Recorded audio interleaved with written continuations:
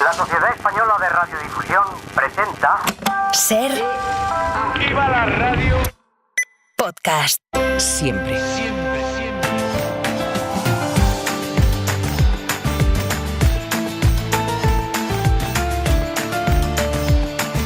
La Ventana.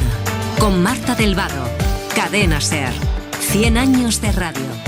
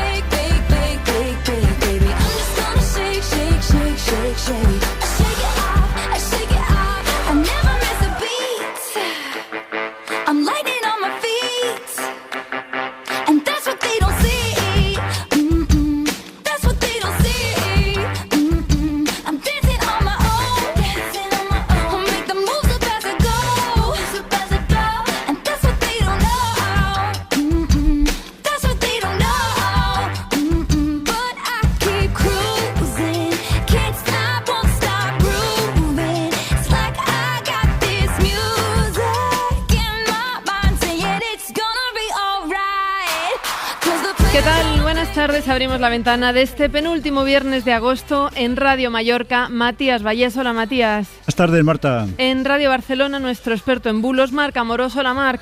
Hola, ¿qué tal? Buenas tardes. Aquí en Madrid, Anairi Simón, Rafa Panadero, buenas tardes. Hola, buenas tardes. Una de las imágenes de la semana la ha publicado Donald Trump en su red social, supongo que intentando contrarrestar esta ilusión, el entusiasmo provocado por la convención demócrata.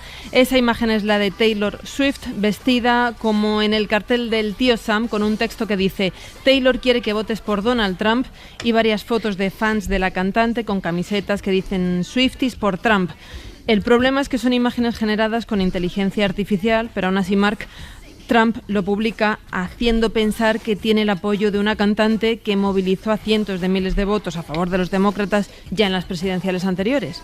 Efectivamente, Taylor Swift en 2020 apoyó a Joe Biden. Este año todavía no se ha postulado, es decir, no ha hecho, ningún comunicado oficial sobre qué preferencia electoral o política tiene. Trump lo publicó en su red social, en Truth Social, con un mensaje muy escueto, compartiendo las imágenes, diciendo acepto, como dando a entender que aceptaba el apoyo de Taylor Swift. Las imágenes son todas falsas, están generadas por inteligencia artificial, pero esto a Trump le ha importado bien poco.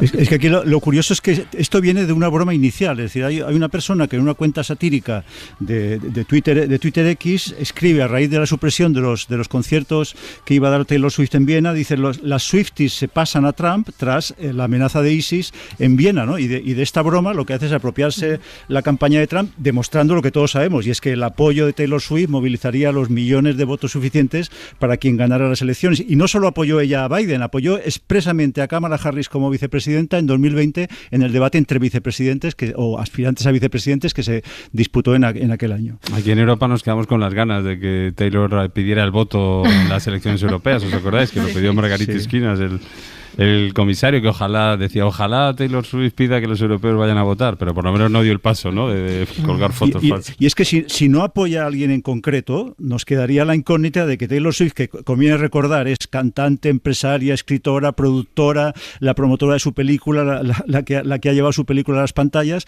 pues se lo está pensando, porque hay argumentos más allá de los emocionales o de los ideológicos. Bueno, y más después de haber pedido el voto para un candidato en las elecciones pasadas, no sería raro que nos posicionase. Igual me hace gracia esta cosa tan americana de gente pidiendo el voto, ¿no? Veíamos a Evan Longoria también con Kamala y a mí me sorprende bastante porque es algo que en España es relativamente extraño, ¿no? Bueno, con Zapatero tuvimos el grupo de la ceja, sí, ¿no? Sí, pero desde entonces es como raro y prefieren quedarse un poco al margen. Bueno, siguiendo por Estados Unidos, la gran protagonista de la actualidad es Kamala Harris tras aceptar su nominación como candidata demócrata, y también hay fake news en torno a ella. Sí, en Facebook circulan unas fotos de una mujer vestida con minifalda y con medias de liga. Dicen los mensajes que acompañan a estas fotografías que se trata de Kamala Harris cuando era prostituta de la élite, dice tal cual la información que circula.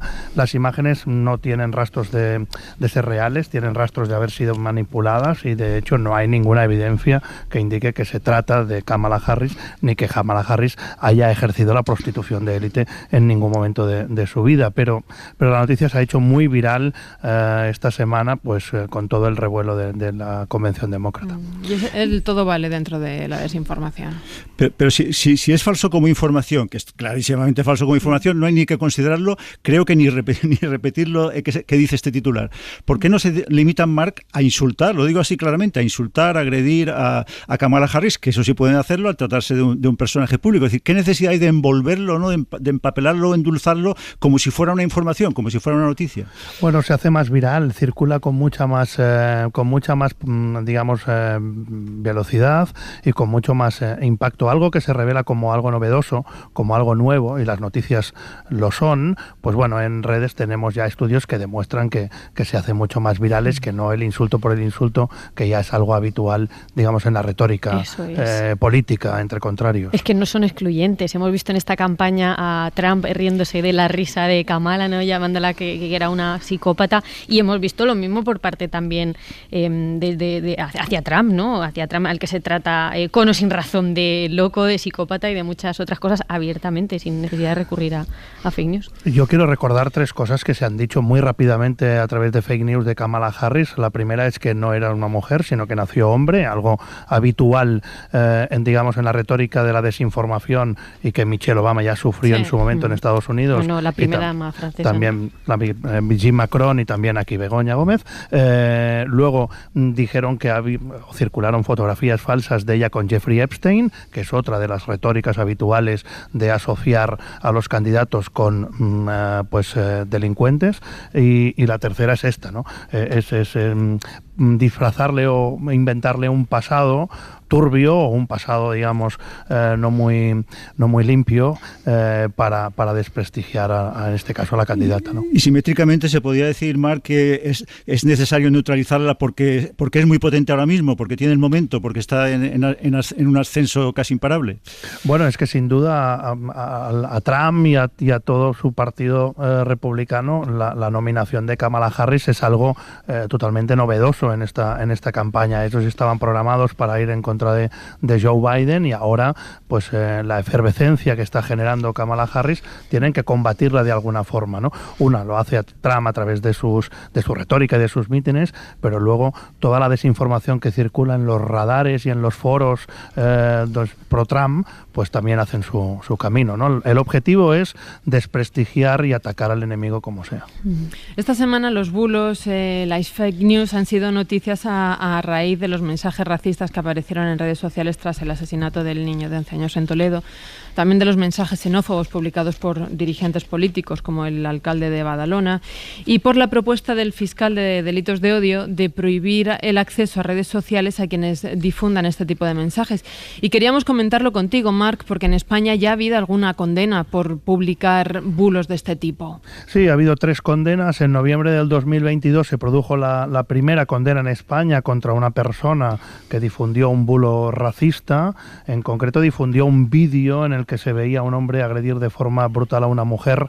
Se le veía dándole 15 puñetazos y 7 patadas en la cabeza. El condenado difundió el vídeo afirmando que el agresor era un menor inmigrante de origen marroquí y lo relacionó con unos incidentes que se habían producido en Canet de Mar, en una localidad cercana a Barcelona.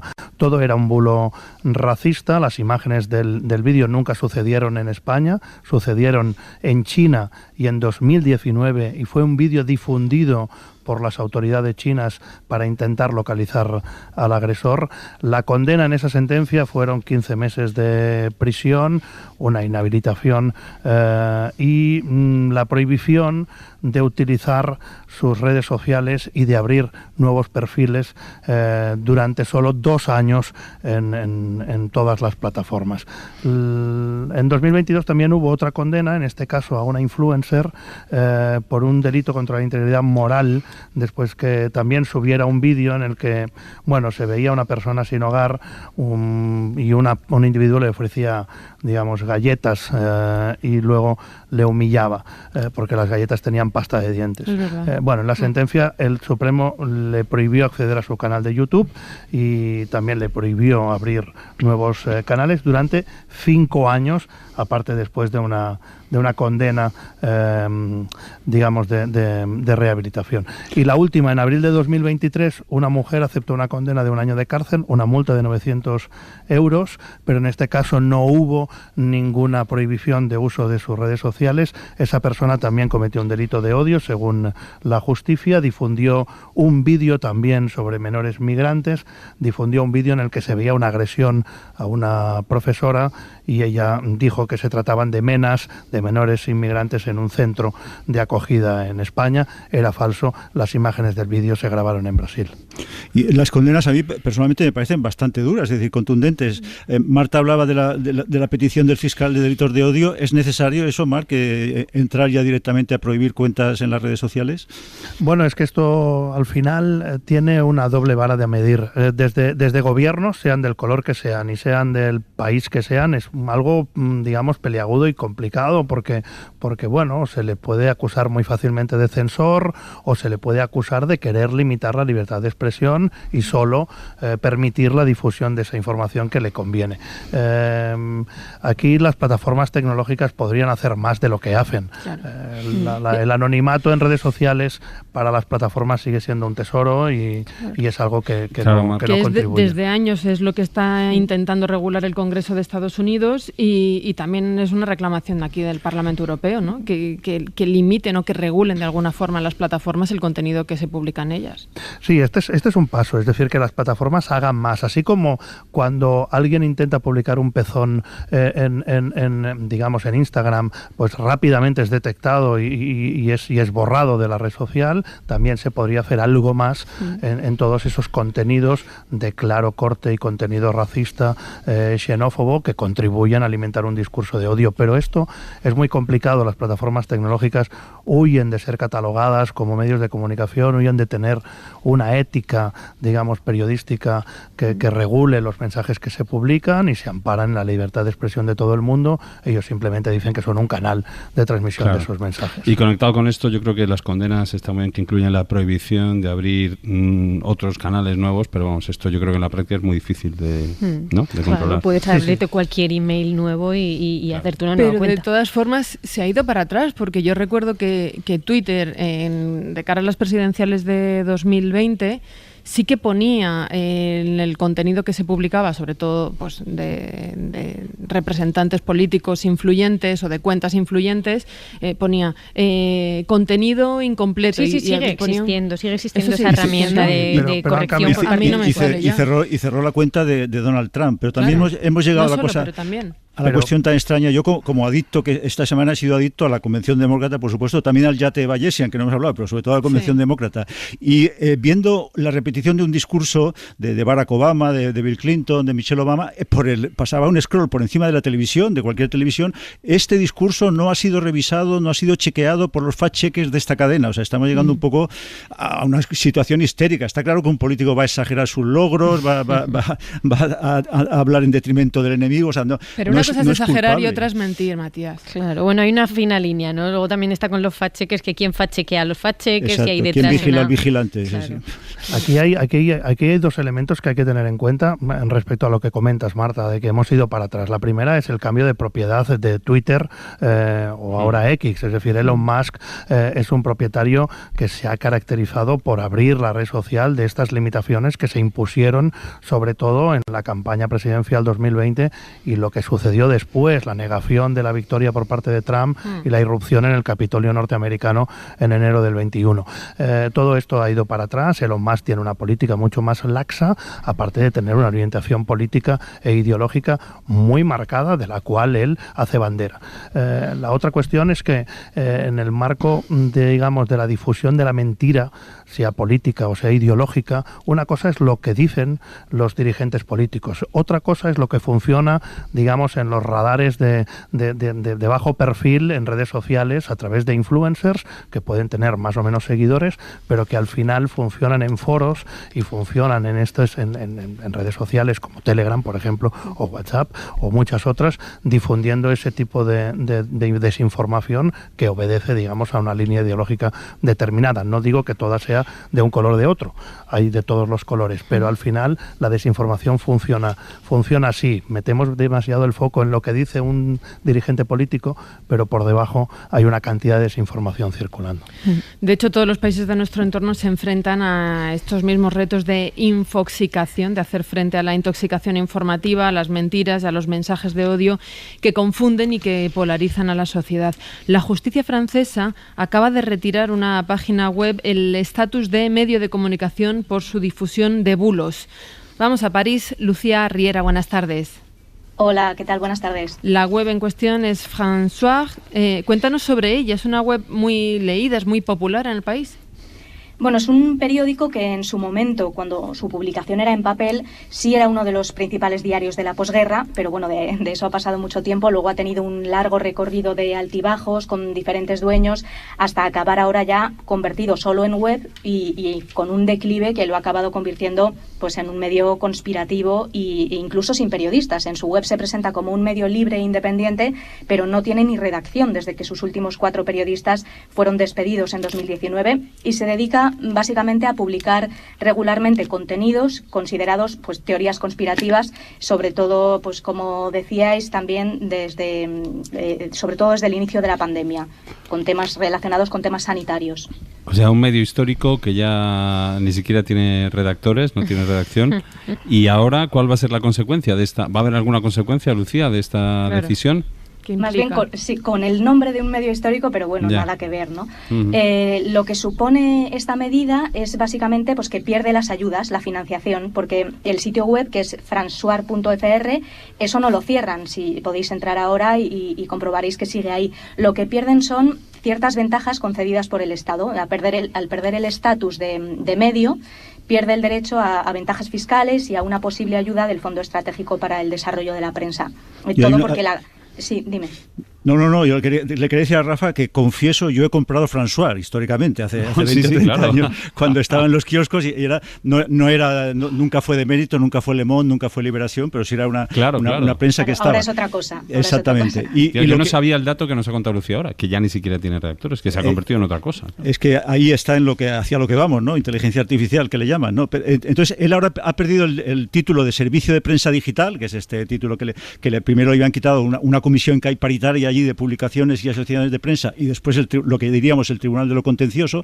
Pero yo cuando he visto por lo que se lo han quitado, está vinculado por la COVID, además lo dice estrictamente por publicar contenidos peligrosos para la salud pública, que son los típicos que ya sabemos, contra confinamientos, contra mascarillas en niños, contra la vacuna, es decir, el negacionismo típico. Entonces, esto a mí me parece muy bien que se haya hecho en Francia, pero yo la última vez que vi a Miguel Bosé en España fue en Radio Televisión Española, y cuando vi el sueldo que cobraba dije, madre mía, pues ¿quién no fuera periodista para cobrar un sueldo de no periodista en un medio público, ¿no? O sea, quiero decir que yo esto veo muy difícil. La pregunta, por supuesto, es más para Marc, ¿cómo se puede llegar a una actuación coherente en todos los aspectos, ¿no? Bueno, esto es complicado porque al final hay que perseguir la difusión de cualquier tipo de desinformación que afecta, digamos, y que tiene consecuencias en la toma de decisiones de los ciudadanos, de las personas normales, me incluyo, ¿eh? Lo que pasa es que cómo hacerlo es bastante complicado. De hecho, François, que es este medio que estamos comentando ahora, se hizo muy popular, digamos, en 2022, y fue la web, digamos, más visitada en 2022, la web conspirativa, para entendernos, tenía más de 2,5 millones de visitas al mes, que muchos periódicos quisieran. Con lo cual, el contenido ese contenido conspiranoico y negacionista tiene un público cada vez mayor y de eso se aprovechan, lógicamente. Lo que pasa es que, Marc, esta medida, o sea, la de retirar financiación pública a webs que difunden mentiras o bulos, podría entrar en vigor aquí, pero aquí no es una ley, es la justicia la que dice, espera, esto no es un medio, esto es otra cosa. Sí, la justicia es lo que estipula que este supuesto medio de comunicación no lo es, pero esto también sucede aquí, en el ecosistema digital en el que nos informamos actualmente, la gran cantidad de medios digitales que hay en España superan los 3.000, ¿vale? Entonces, esto, antes, digamos, del ecosistema digital no había 3.000 periódicos, 3.000 medios de comunicación. Ahora hay más de 3.000 y cualquiera se puede pues construir uno y erigirse como periodista y conseguir que le acrediten incluso en el Congreso de los Diputados y dedicarse a desinformar. Bueno, aquí la justicia lo que hace es etiqueta el medio como un medio difusor de bulos, por lo tanto es un medio desinformador, por lo tanto es un peligro para la salud pública y le retira, digamos, el estatus de medio de comunicación para que no tenga acceso ni a ayudas económicas por parte del Estado o del Gobierno, ni ningún tipo de financiación, digamos, gubernamental. Oye, Marc, ¿y las fake news son patrimonio exclusivo de la derecha, la extrema derecha? Porque yo recuerdo, por ejemplo, una foto de Inés Arrimadas con una bandera preconstitucional que era falsa, que se difundió hace unos años. A mí me llegó, recuerdo, por ejemplo, que hace unos meses un digital de izquierdas publicaba una noticia que resultó ser falsa sobre la mujer de Feijóo, ¿no?, cobrando de empresas que finalmente no cobraba, y parece que siempre hablamos de las fake news de los mismos, o el diario El País con aquella foto por la cual tuvo que pedir perdón de Hugo Chávez intubado y salieron de manera muy, muy honorable a pedir disculpas al día siguiente. El uso político de las fake news no es exclusivo de la derecha ni de la ultraderecha. Es cierto que en el caso de la ultraderecha, sobre todo, le hemos visto mucho más rendimiento o un mayor rendimiento, sobre todo electoral y sobre todo de presencia dentro de la sociedad, en el uso de esa desinformación. Yo creo que la ultraderecha, no solo en España, sino en el mundo, sin el uso de la desinformación tan hábil que hacen, no tendrían tanta presencia ni tanto revuelo. Pero también la izquierda política y la ultraizquierda política o la izquierda más extrema también digamos, usa la desinformación como arma política. Ojalá hubiera un compromiso para no usarla, porque sería una manera de intentar combatirla, pero la desinformación se ha industrializado de un tiempo a esta parte y en esa industria juegan todos. Y luego hay matices, porque una cosa yo creo que es una fake news intencionada, con un objetivo de falsear la información, y otro un error.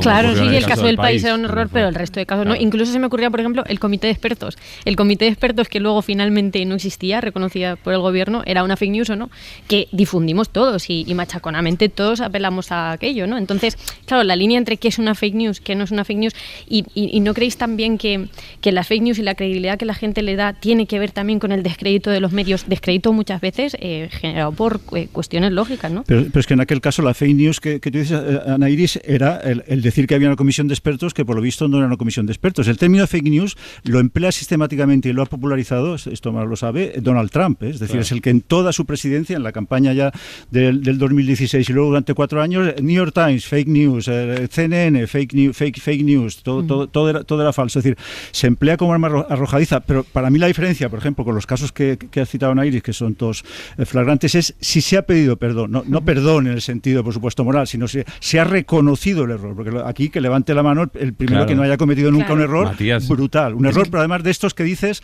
tendría que haber acabado aquí mi carrera periodística, pero si lo dices, lo reconoces, lo admites, entonces deja de ser desinformación. Pero una cosa es cometer un error y otra mentir a sabiendas con un objetivo político. Sí, creo que esa línea es muy clara entre el error y una fake news. Totalmente. Y luego otra cosa es que el gobierno haga un anuncio que luego no cumple, pues eso tampoco es... Pero por ejemplo, las sentencias que ha dicho Marc de España, con ser muy pocas, porque ya me diréis, 3 sentencias con lo que está cayendo de desinformación, pero bueno, así va la justicia. Son muy claras, muy rotundas, es decir, hombre, si tú pones imágenes de China diciendo que es una agresión en la puerta de tu casa, en fin, pues ¿qué vamos a hacer? Pero cuidado, no es el caso de François y de toda esta prensa y de muchos de estos digitales que citaba antes Marc, que ahora hay centenares, cualquiera de nosotros podía tener uno, donde juegan al filo, es decir, esto es como los equipos de fútbol, ¿no? Pues sí, pues está la tarjeta, hay equipos que tienen más fama de leñeros, británicos, pero juegan al filo, y yo creo que va a haber un punto que va a ser muy difícil de limitar, es decir, definir, decir, bueno, hasta aquí se puede llegar y aquí hay que prohibir. Y lo saben, Matías, juegan al filo a sabiendas, yo creo. Por supuesto. Otra claro. consecuencia, vamos a avanzar, otra consecuencia de la desinformación, Rafa, y tú te vas a acordar muy bien porque lo cubriste, fue el Brexit, el referéndum que sacó a Reino Unido de la Unión Europea en 2020, que sigue teniendo consecuencias a día de hoy para los británicos. Victoria García, buenas tardes. Hola Marta, buenas tardes. Las solicitudes de pasaportes irlandeses por ciudadanos británicos han aumentado un 1.200% desde la implementación del Brexit. Mira, esto tiene una historia, hay que retrotraerse un poco en el tiempo porque hay 40 millones de personas en todo el mundo que se han hecho la prueba de ADN. Resulta que hace como unos 6 meses el profesor Turi King, que es uno de los divulgadores más reconocidos del ADN en el mundo, da charlas TED con millones de reproducciones desde hace unos meses, tiene un programa en la BBC que se llama DNA Secretos de Familia. Ahí dijo que las pruebas de ADN de ascendencia se convertirán en una forma fácil y más generalizada para que muchos británicos o algunos obtengan la doble ciudadanía en el futuro. Dijo que los pasaportes irlandeses, que son miembros de la Unión Europea, probablemente estarían entre los más codiciados. Durante décadas, las madres irlandesas solteras fueron obligadas a dar a sus hijos en adopción en Gran Bretaña, así que hay muchos en el Reino Unido adoptados que probablemente tengan origen en Irlanda. Un portavoz del Departamento de Asuntos Exteriores de Irlanda confirmó que los futuros ciudadanos irlandeses ya han comenzado a utilizar esas pruebas de ADN y que ellos los aceptan. Pero una experta en derecho europeo que se llama Melissa Huber nos decía lo siguiente, vamos a escucharla.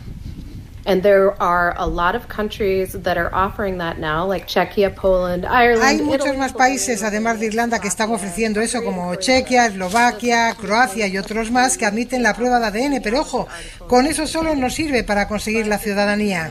Aware of on this is that you do need a paper trail in order to prove this. DNA will not prove anything. If you've done a DNA el ADN no prueba nada y es certificado para nada, decía, y pululan por la red personas que han utilizado pruebas de una base de datos para rastrear a familiares, como es el caso de un británico llamado Larry, que ha tenido un programa en televisión solo para él, que con la prueba de ADN de su hermanastro reveló la identidad de su padre, que era un irlandés que nació en Galway y que le permitía obtener la ciudadanía irlandesa y como consecuencia la europea. Este Larry era uno de los niños de madres solteras en Irlanda que fueron adoptados en el Reino Unido. Entre 3 y 5 consultas al mes, nos decía esta abogada con la que hablábamos, Melissa Huber, desean asesoramiento legal sobre cómo solicitar la rectificación de un certificado de nacimiento incompleto o inexacto y se reciben en los bufetes de abogados británicos especializados en este tipo de gestión, Marta. Pues es que nos ha llamado mucho la atención, un aumento de un 1.200% desde la implementación del Brexit. Claro, recuerdo el día siguiente, sobre todo las caras de los jóvenes británicos que no esperaban esa salida. Entonces, cuando hablabas con ellos por la calle era como gesto de sorpresa, no se habían movilizado lo suficiente, no fueron a votar. Ellos sí querían mayoritariamente y hubieran votado por seguir, pero claro, muchos no fueron a votar.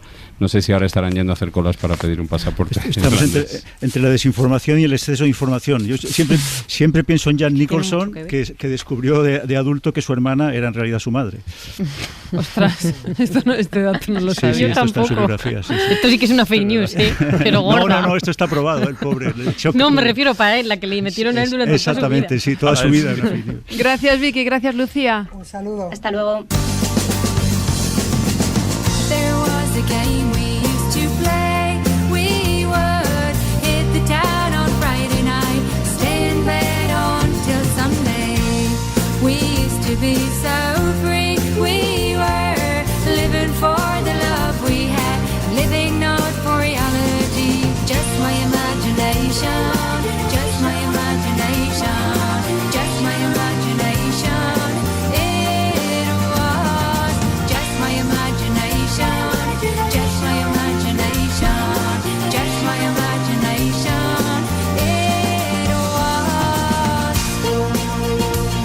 las 5 menos 20, las 4 menos 20 en Canarias. Estamos aquí en la ventana tomando café con Matías Vallés, Marc Amorós, Anairi Simón, Rafa y yo. Y nos vamos a ir a Granada porque en el Colegio Gómez Moreno del barrio del Albaicín los miembros del AMPA llevan más de 20 años gestionando el comedor de este centro. Y la particularidad, además de estar autogestionado por esos padres y madres de los niños del cole, es que se trata de un comedor ecológico. La noticia ha saltado cuando la Junta de Andalucía ha adjudicado este año el servicio del comedor a una empresa externa. Pero resulta que la oferta del AMPA supera a su competidora en todos los criterios de selección, salvo en el económico, que ha decantado la balanza por encima de los otros criterios. Rafa. Sí, los padres del centro están ahora luchando por recuperar el control de ese comedor, basándose en esa trayectoria de 20 años, padres y madres autogestionando aquello y presumiendo además de ser uno de los pocos centros en los que, como decías, prima el factor ecológico y además ellos dicen que ofrecen una alimentación sana y equilibrada a los niños, pero también pues quieren transmitir unas ideas, poner en valor el origen de cada alimento y también el valor del potencial humano, el valor de la cadena de personas que cocinan y sirven cada uno de los platos que dan en ese comedor. Hace 6 años ya estuvieron a punto de perder el comedor cuando la Junta adjudicó el servicio a otra empresa privada y esto les llevó entonces a padres y a hijos, a estudiantes, a movilizarse con un llamativo lema: no me toques la olla. No me toques la olla. A estos niños que vamos viendo, de más pequeños, de más grandes, creciendo por una alimentación sana y equilibrada. Y eso es posible, no me toquen la olla.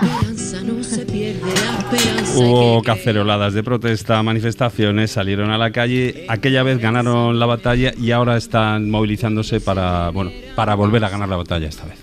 Alba Abdel Fattah es la secretaria del AMPA del Colegio Público Gómez Moreno. Alba, buenas tardes. Hola, buenas tardes. ¿Cómo ha sido el funcionamiento y la autogestión de los padres durante estos últimos 20 años para llevar a cabo este comedor ecológico?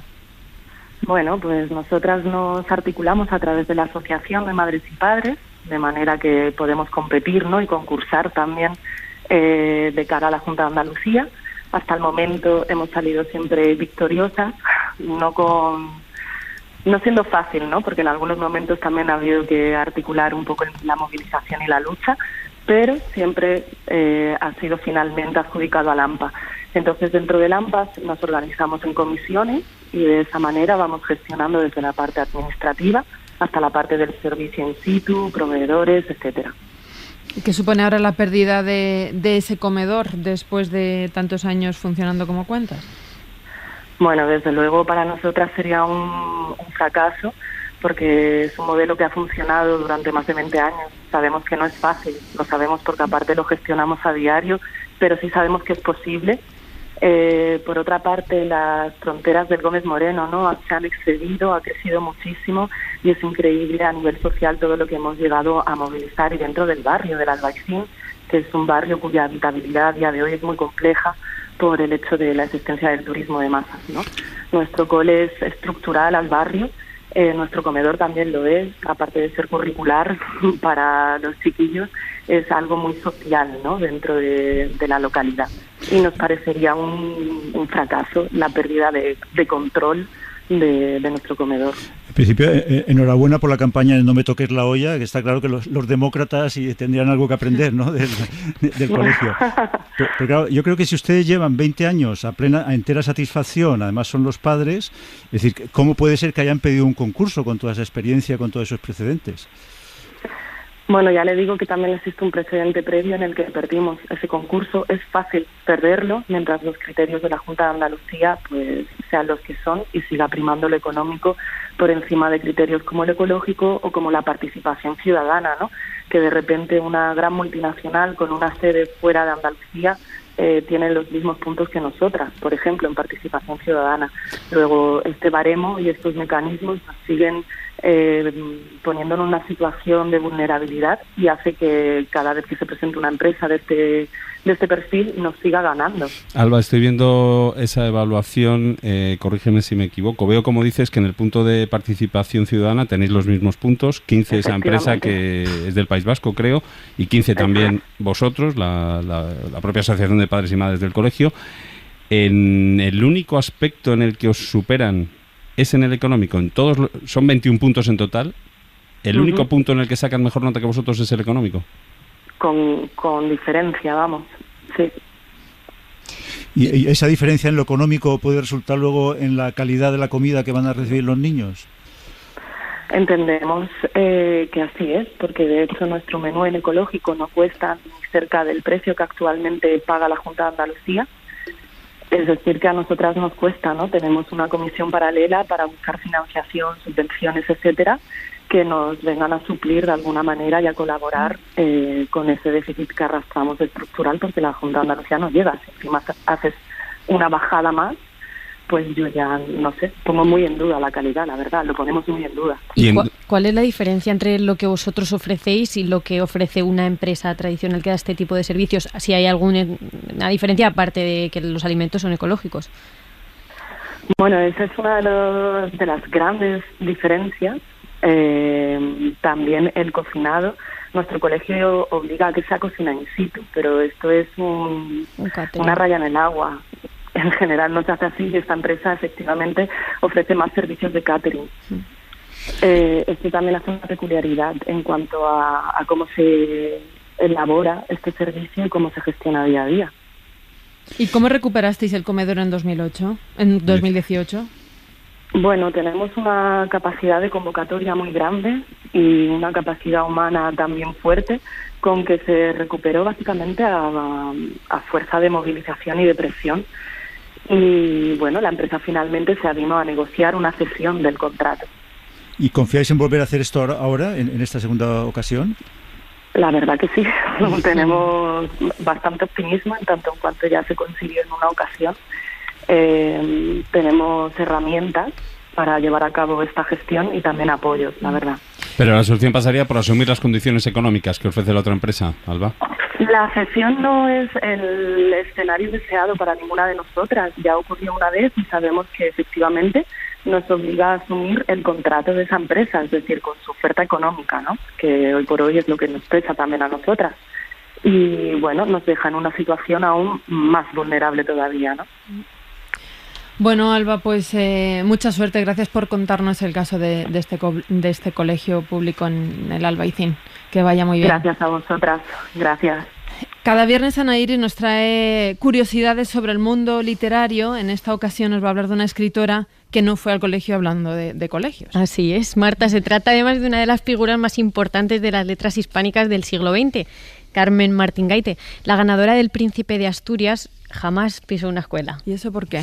Pues por decisión de su padre. Su padre era un notario, José Martín López, y era un hombre de ideas liberales y ateo. Él no quería que su hija fuese educada en un colegio católico y en la época no encontró ninguno en Salamanca, que era donde vivían. Así que él, que además de notario era un gran aficionado a la historia y a la literatura, decidió instruirla en casa con ayuda de algunos tutores. Cuando llegó el momento, Carmen sí que estudió bachillerato, o sea, no fue al colegio, pero después sí que cursó bachillerato en un instituto. Y ese instituto y sus historias las reflejó parcialmente en una de sus obras más célebres, que es Entre visillos. No pudo cursarlo en Madrid, en el Instituto Escuela de Madrid, por el estallido de la Guerra Civil, pero sí lo cursó en Salamanca. Y luego también fue a la universidad. Eso es. Después hizo Filosofía y Letras también en Salamanca, en la universidad de allí.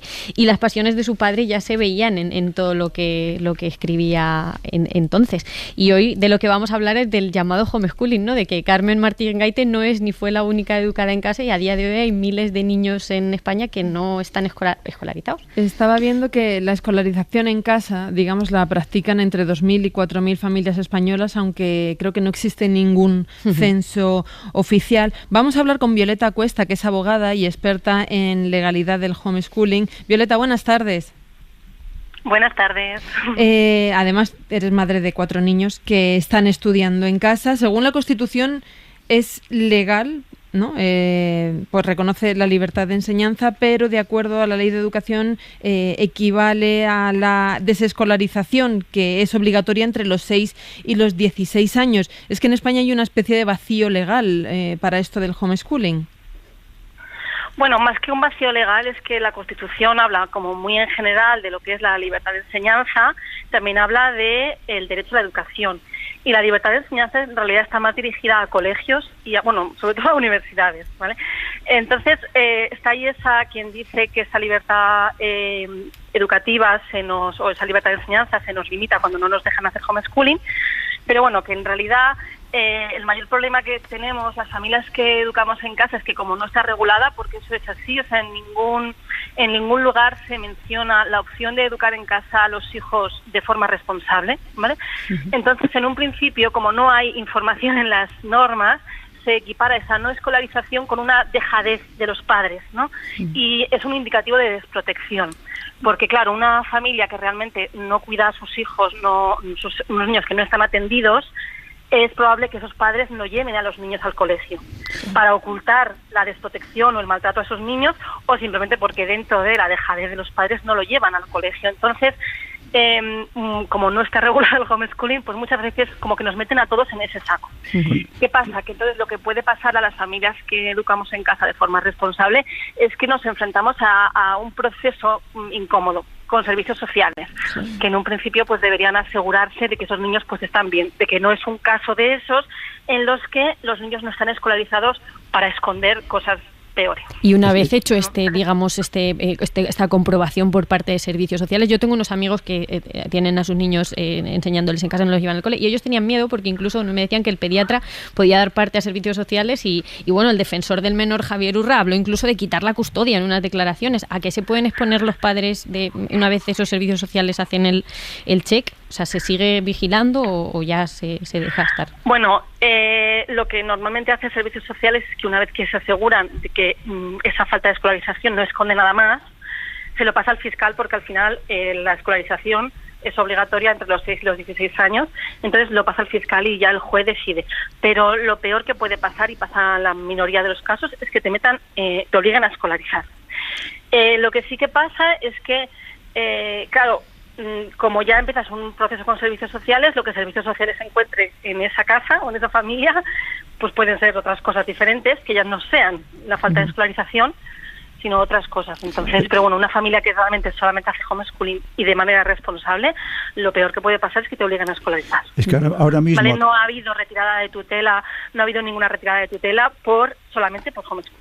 Ahora mismo a Kamala Harris le persigue ahora mismo en la campaña electoral su programa cuando era fiscal de meter en la cárcel a los padres que no obligaban a sus hijos a ir a la escuela, pero así literalmente, si fallaban más de un 10% de las clases, inició este programa que según ella no llevó a ningún padre a las aulas, pero ahora claro, los republicanos le atacan por ahí. Y yo, perdone mi pregunta simplona, Violeta, pero ¿por qué educar en casa a un niño o niña habiendo un sistema educativo que bueno, que con sus carencias pues funciona? Bueno, pues en realidad por la misma razón que lo hizo el padre de Carmen Martín Gaite, es porque los colegios a lo mejor que hay cerca no sean los que queremos, ¿no? Pues por ejemplo hay pueblos en los que a lo mejor hay colegios, pero si yo quiero hacer una educación Montessori o Waldorf con mis hijos y no hay ese colegio cerca, o tienen unos precios que no puedo pagar, pues puedo hacer esa educación yo misma en casa, por ejemplo. Pero en en general como que tiene muchos beneficios y tiene sus cosas. Sí, pero bueno, más allá del contenido lectivo, de la educación puramente, pues hay otro también componente social, entiendo, de relación con chavales de su edad y de dinámicas de grupo a los que también renuncian los chavales que sean educados en esta modalidad. Y luego el caso de Martín Gaite que comentaba, claro, el capital, la fuerza económica y cultural de esa familia era importante, ¿no? Padres y abuelos con carreras universitarias, doctores, tenían, digamos, cierta facilidad para por lo menos planteárselo en casa. No sé si hay algo de privilegio de clase en elegir esta opción, porque sí entiendo que debe haber un patrimonio económico y un bagaje cultural en los padres que toman esta decisión. Bueno, en realidad yo la mayoría de familias que conozco viven con un sueldo medio, digamos un sueldo de 1.500, 2.000 euros, por ejemplo, ¿no? Con un sueldo vive toda la familia, que sería un sueldo de funcionario. Lo que sí que está claro es que tiene unas consecuencias económicas y organizativas familiares. Entonces, claro, son decisiones de dónde vivir. Hay sitios donde es más barato vivir, donde es más caro vivir. Cuánto salir, cuánto comprar, cómo y dónde comprar, ¿no? Pero educar en casa también tiene ahorros implicados, que no sean dos adultos los que salen a trabajar todos los días, tiene ahorros implicados en cuanto a ropa, en cuanto a transporte, gasolina, alimentación, en cuanto a tener que externalizar cuidados y tareas domésticas. Entonces, en realidad es simplemente un cambio de paradigma, es vivir de una manera diferente. Es una decisión que desde luego nos nos coge de cuerpo entero, ¿no? Y que tiene muchas consecuencias, pero la mayoría de las familias que yo conozco, yo creo que no conozco a ninguna familia que sean ricos. El estatus legal de la educación en casa varía de un país a otro de nuestro entorno. Sí que está recogida en las legislaciones de Portugal, Francia o Reino Unido, pero en Alemania o en Suecia está prohibida. Mi duda, Violeta, es los niños educados en casa, o sea, ¿cómo funcionan? ¿Tienen que hacer los mismos exámenes, entiendo, las mismas pruebas que los colegios para que les homologuen de alguna manera el nivel que tienen? Bueno, en cuanto a lo de los países, la realidad es que es más... es una cuestión de tradición de los países, ¿no? La educación en casa está antes que el colegio. Entonces, en los países en los que se ha mantenido esa opción y que no ha habido corte, porque en España, por ejemplo, hubo un corte muy importante en cuanto a las libertades, de 40 años. Entonces, claro, cuando después de eso se redacta la Constitución y las normas, con tener una libertad de enseñanza que nos permita tener un colegio no religioso, ya nos podíamos dar con un canto en los dientes. No hacía falta más, ni había nadie haciendo nada más, ¿no? Pero en realidad en los países de nuestro entorno se hacía educación en casa como una opción más, y entonces cuando se regularon esas normas, pues simplemente se reguló. En cuanto a las certificaciones, ¿no? O a la selectividad o que sea, bueno, como homeschooling en España no está regulado, por hacer no tienen que hacer nada en particular, pero sí que hay formas de sacarse titulación más adelante, ¿no? Hay formas de sacarse la ESO por libre, hay formas de sacarse el bachillerato y de hacer la selectividad o la EBAU por libre, más ya cuando tienen la edad, ¿no? Un poco más adelante. También hay maneras de estar en unos colegios online que te certifican con colegios de Estados Unidos, por ejemplo. Entonces muchos niños tienen simplemente un título que es de fuera, pero que tienen un título con el que pueden ir a la universidad y con el que pueden hacer la vida que quieran después. Bueno. Violeta Cuesta, abogada y experta en legalidad del homeschooling en España, muchísimas gracias por estos minutos en La Ventana. Muchísimas gracias a vosotros. We can do better. Oh yeah, we can do better. I know it hurt bad, your mom left you. Marc, otra de las noticias de la semana es la viruela del mono, Mpox. También hay muchas fake news sobre este tema. Sí, también hay una que protagoniza Mónica García, la ministra de Sanidad. En esta noticia que circula, es un audio, dice que el gobierno de España ha decidido que la viruela del mono pase a llamarse también viruela de la mona, para ser más inclusivos y transversales. El audio es totalmente falso. Pero yo creo que esto es un meme, no es una fake news. Sino, o sea, al final la línea que raya lo memético y la ironía con... Es un titular bueno, pero circula como si fuera una noticia. Bueno, yo hace poco vi un vídeo en el que Maduro decía a unos policías, que está claro que en muchas cosas es un animal de bellota, pero decía a unos policías matadlos y o sea, una cosa súper burda que ya decías, y había gente que se lo creía. Y dice, pues claro, un meme puede ser creído por mucha gente, ¿no?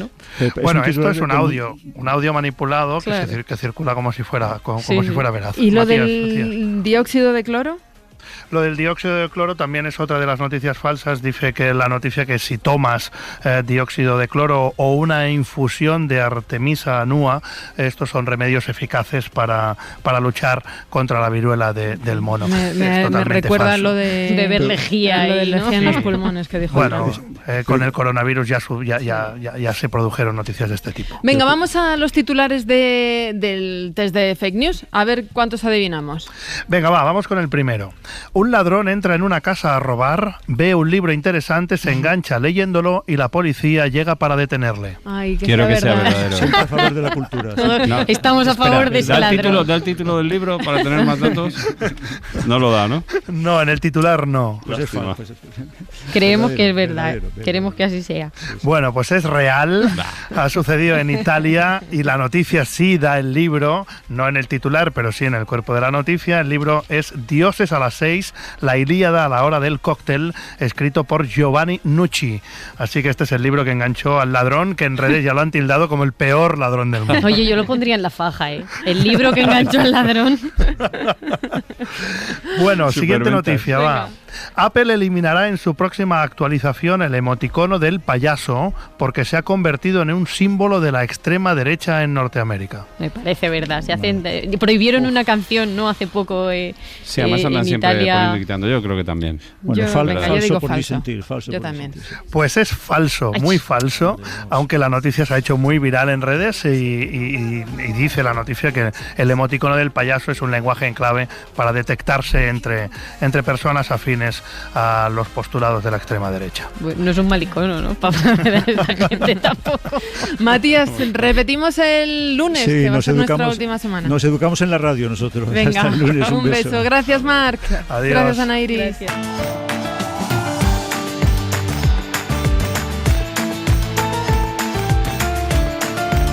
Para no perderte ningún episodio, síguenos en la aplicación o la web de la SER, Podium Podcast o tu plataforma de audio favorita.